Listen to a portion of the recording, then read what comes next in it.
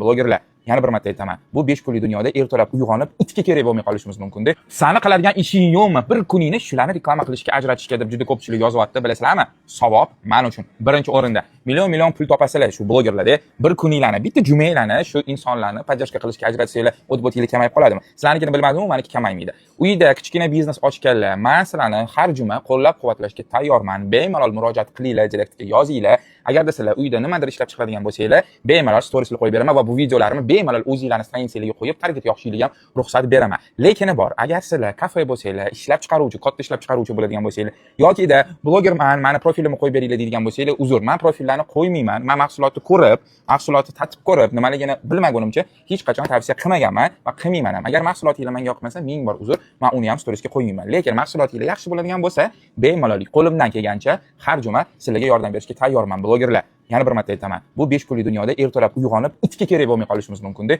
Shu sababdan shuni o'ylanglar-da, yaxshilik qilishga ulgurib qolinglar. Bemalol direktga yozinglar, men imkon boricha sizlarga yordam berishga tayyorman.